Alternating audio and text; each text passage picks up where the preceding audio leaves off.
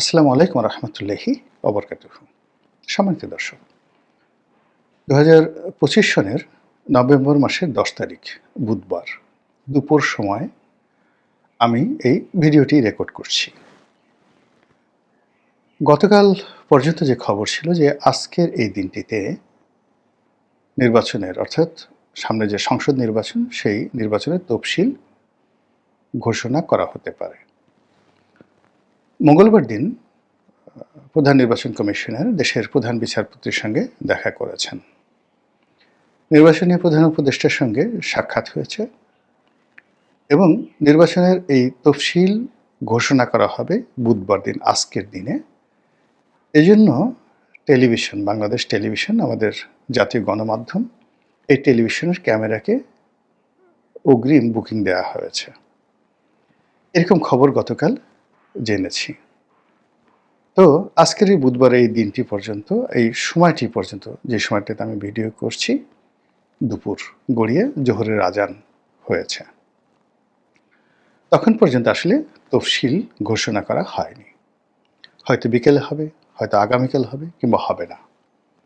কিন্তু তার আগে যে জিনিসগুলো ঘটছে তার কিছু নমুনা আপনাদেরকে বলে নেই। আপনারা জানেন যে ছাত্রদের মধ্য থেকে দুজন প্রতিনিধি উপদেষ্টা রূপে মন্ত্রীর পদমর্যাদায় এই সরকারে আছেন, যারা এই সামনে যে নির্বাচন সেই নির্বাচনে অংশগ্রহণ করার ব্যাপারে তারা আগ্রহী। তো এজন্য সেই তফসিল ঘোষণার আগেই এই ছাত্র উপদেষ্টাদের পদত্যাগের বিষয়টি গতকাল বেশ কয়েকটি গণমাধ্যম প্রচার করেছে। আমি আজকের দিন পর্যন্ত, এখন পর্যন্ত জানি না যে এই দুজন ছাত্র উপদেষ্টা, জনাব মাহফুজ এবং জনাব আসিফ মাহমুদ সজীব ভুঁইয়া, তারা পদত্যাগ করেছেন কিনা বা আদৌ করবেন কিনা। দ্বিতীয়ত, এই দুজন উপদেষ্টা তারা কি এনসিপিতে ইলেকশন করবেন, স্বতন্ত্র ইলেকশন করবেন, জামাত থেকে ইলেকশন করবেন, নাকি বিএনপি থেকে ইলেকশন করবেন, এটি আমরা এখন পর্যন্ত জানি না।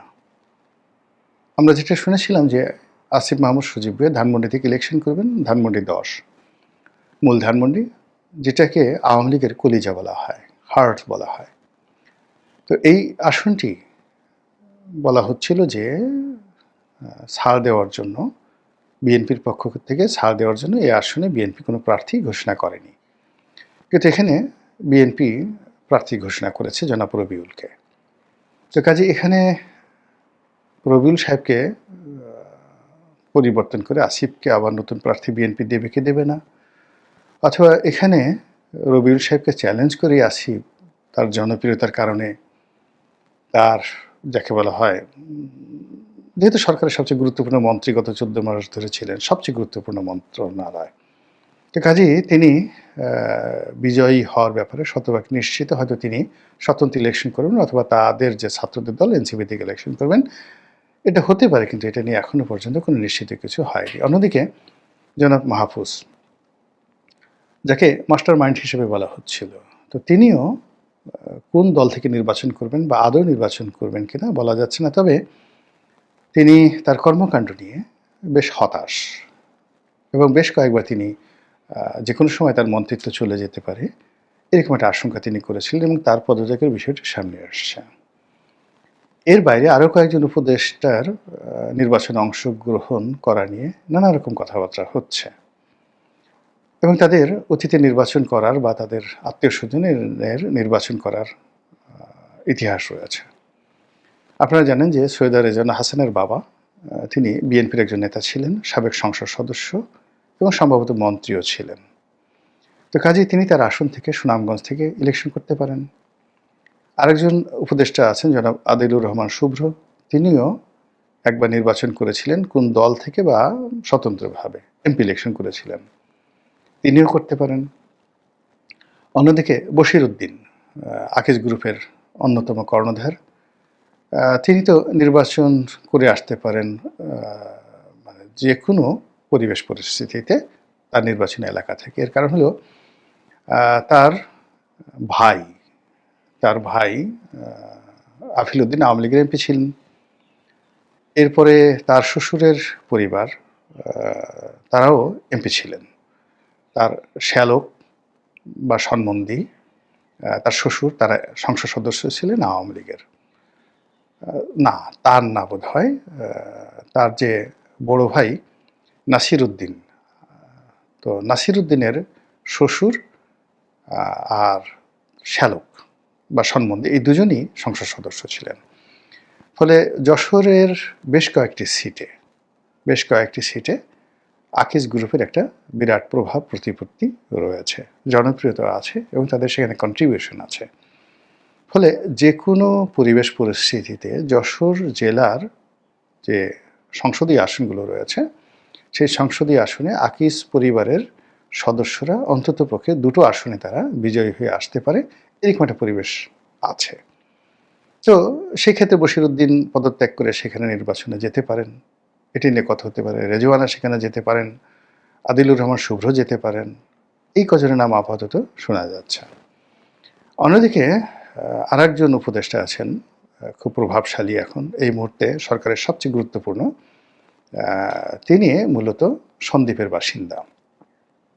প্রথম আলো রিক্রুটমেন্ট এবং তাকে ইতিমধ্যে মহানায়ক হিসেবে সরকারের ভিতরে এবং বাইরে প্রতিষ্ঠিত করা হয়েছে সততার এবং কর্মদক্ষতার বিমূর্ত প্রতীক হিসাবে।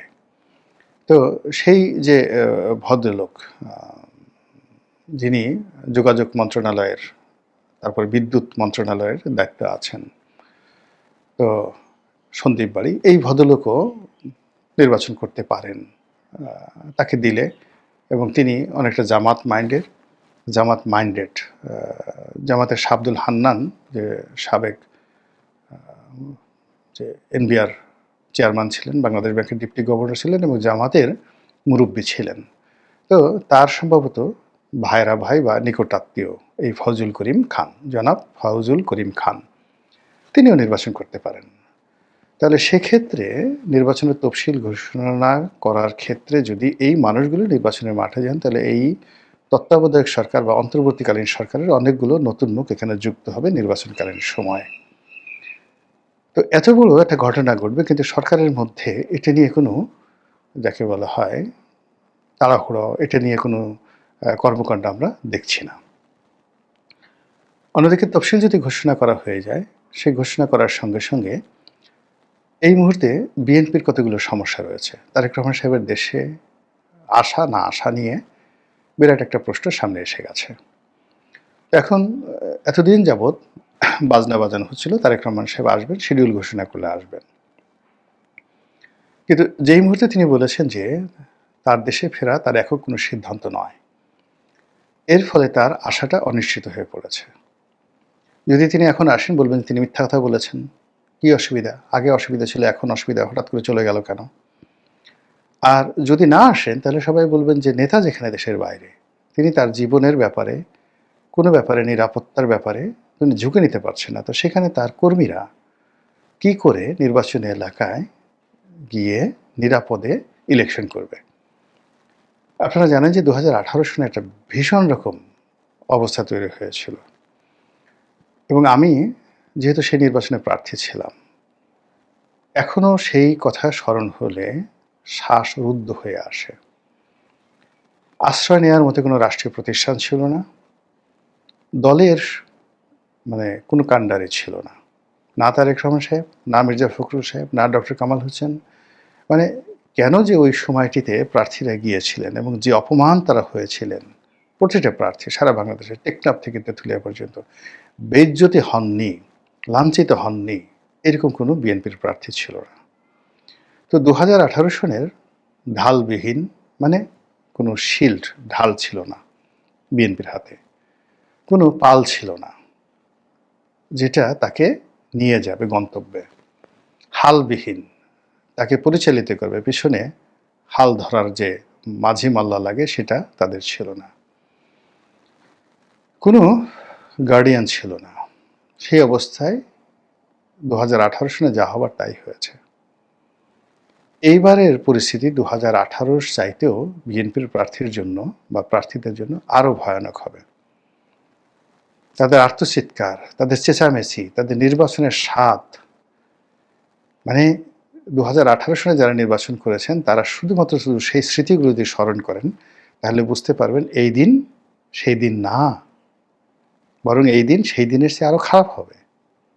তো সেই অবস্থায় তারেক রহমান সাহেব যদি থাকতেন, তাহলে এক ধরনের হতো। আর না থাকার কারণে সমস্যাটা, উনি যদি না আসেন, না থাকেন, এমনকি বেগম জিয়ার প্রসঙ্গ পরে আসবো, তাহলে পরিস্থিতি মানে আরও বিএনপির প্রার্থীদের জন্য খারাপ হয়ে যাবে। জামাতের প্রার্থীদের জন্য পরিস্থিতি আরও খারাপ। এ কারণ হলো বিএনপির যে বিক্ষুব্ধ নেতাকর্মী যারা আছেন, তাদের সকল রাগ ক্রোধ গিয়ে পড়বে জামাতের প্রার্থীর উপর, জামাতের ভোটারদের উপর, জামাতের কর্মীদের উপর। তো এটা তারা যতই কৌশল করুক না কেন, এখন আপনি যখন একটা কমান্ডের মধ্যে থাকবেন, নিয়ন্ত্রণের মধ্যে থাকবেন, তখন সেখানে কৌশলগুলো কাজ করে। আর যখন আপনার কোনো কমান্ড থাকবে না, বিশৃঙ্খল অবস্থা থাকবে, তখন ওখানে পরিস্থিতি নিয়ন্ত্রণ করতে পারে তারা যাদের হাতে আপনার মিলিটেন্সি থাকে, সন্ত্রাস থাকে, অস্ত্র থাকে, গোলা বারুদ থাকে, মাসেল পাওয়ার মানে পেশির শক্তি থাকে। তো সেই দিক থেকে সারা বাংলাদেশের প্রত্যন্ত অঞ্চলে আপনি বিএনপিকে যদি ঠকানোর চেষ্টা করেন প্রশাসনিকভাবে, তো এই বিশৃঙ্খল অবস্থার সুযোগ নেবে বিএনপি নেতাকর্মীরা, আর পিছন থেকে পাম দেবে আওয়ামী লীগের লোকজনরা। এরকম একটা পরিস্থিতি তৈরি হয়ে আছে। তো সেই পরিস্থিতির মধ্যে মানে নির্বাচন অবস্থা দৃষ্টি মনে হচ্ছে যে ফেব্রুয়ারি মাসে হয়েই যাবে। এটাকে আমার কাছে অনেকটা ছক্কা পক্কা খেলার মতো মনে হচ্ছে। যারা লুডো খেলেন তারা দেখেন যে একেবারে উপরে উঠে যায়, আবার সাপ যখন গিলে ফেলে নিচে চলে আসতে হয়, লেজের কাছে চলে আসতে হয়। তো এইরকম রাজনীতি নিয়ে, নির্বাচন নিয়ে রীতিমতো ছক্কা পক্কা চলছে। একটার সঙ্গে আর একটা মেলানো যাচ্ছে না। কন্ট্রাডিকশন অ্যান্ড কনফ্লিক্ট অনিবার্য হয়ে পড়েছে। তো সেই দিক থেকে আপনি যদি ধরেন যে সরকার খুব দৃঢ় প্রতিজ্ঞ নির্বাচন করানোর ব্যাপারে, আপনি ব্রিগেডিয়ার সাখাওয়াতের বক্তব্য, সরকার অত্যন্ত প্রভাবশালী উপদেষ্টা, তিনি বলেছেন যে ফেব্রুয়ারি মাসের মধ্যে নির্বাচন করতে হবে, এরকম কোনো বাধ্যবাধকতা নেই। এর কারণ হলো নির্দিষ্ট সময় নির্বাচন করতে হবে, এরকম কোনো টাইম লিমিট নিয়ে আমরা ক্ষমতায় আসিনি বা আমাদেরকে ক্ষমতায় বসানো হয়নি। দেয়ার ওয়াজ নো প্রি কন্ডিশন। বোঝার চেষ্টা করুন কথা। আবার ডক্টর মোহাম্মদ ইউনূস যখন আমেরিকাতে ছিলেন, তখন তিনি আল জাজিরার সাবেক সাংবাদিক মেহেদী হাসানের সঙ্গে একটি বক্তব্য দিয়েছিলেন, মানে সাক্ষাৎকার দিয়েছিলেন। সেখানে তিনি অসাধারণ একটি কথা বলেছেন, খুব সংক্ষেপে। মেহেদী হাসান তাকে জিজ্ঞাসা করেছিলেন যে আপনার সময়কাল তো ফেব্রুয়ারি মাসে শেষ হয়ে যাচ্ছে। তখন তিনি বলেছেন, নো, ফেব্রুয়ারি মাসে নয়, পরবর্তী সরকার না আসা পর্যন্ত, পরবর্তী সরকার যেদিন আসবেন সেদিন পর্যন্ত আমি দায়িত্ব পালন করব। অত্যন্ত সিগনিফিক্যান্ট সেই বক্তব্য। তার সেই বক্তব্য, আমেরিকার সেই বক্তব্য, তার সঙ্গে ডক্টর মোহাম্মদ ইউনূসের অন্য বক্তব্য যে নির্দিষ্ট সময়ে ইলেকশন চাচ্ছে সবাই, এটা ঠিক আছে, কিন্তু বিশাল সংখ্যক শ্রেণী তারা তো বলছেন যে স্যার আপনি 50 বছর থেকে যান, 5 বছর থেকে যান, 10 বছর থেকে যান, এখন এটা মিলান। এরপর সাম্প্রতিক সময় যে প্রথম আলোর জরিপ এবং IRI নামক একটি মার্কিন আমেরিকার যে জরিপ সংস্থা, তো তাদের জরিপ, সেখানে ডক্টর মোহাম্মদ ইউনূসের জনপ্রিয়তা 70% বলা হচ্ছে, যে 70% লোক ডক্টর মোহাম্মদ ইউনূসকে পছন্দ করছেন। আবার সেটার সঙ্গে সামঞ্জস্য রেখে পরপর দুটো জরিপ চালিয়েছে প্রথম আলো এবং সেই ফল প্রকাশ করেছে, যেটা নিয়ে সারা বাংলাদেশে আলোচনা চলছে। তাতে করে রাজনৈতিক দলগুলোর মধ্যে বিভেদ, বিসংবাদ, জনগণের মন এবং মানসিকতা, তারা একটি নির্বাচনের জন্য প্রস্তুত আছে এরকম মনে হচ্ছে না। যেমন প্রধানমন্ত্রী কে হবেন, প্রথম আলো বলছে যে এই ব্যাপারে জনগণ সিদ্ধান্ত নেয়নি, তাদের একটা ধারণা, ইমাজিনেশন, কল্পনা, দূর থেকে মনে হচ্ছে যে চাঁদের বুড়ি আছে ওইরকম। তো সেই দিক থেকে মনে হচ্ছে যে তারেক জিয়া, শফিকুর রহমান সাহেব প্রধানমন্ত্রী হতে পারেন। তারা ভোট নিজেরা কাকে দিবেন এই কথা বলেননি, তবে তাদের মনে হচ্ছে যে অমুক দল এত ভোট পেতে পারে, অমুক দল এত মানে জয়লাভ করতে পারে, এই জিনিসটা তাদের মনে হচ্ছে। কিন্তু তারা তাদের নিজেদের কথা কেউ বলেননি যে this is my decision, I will support this party এবং I am expecting this gentleman to be the prime minister of Bangladesh.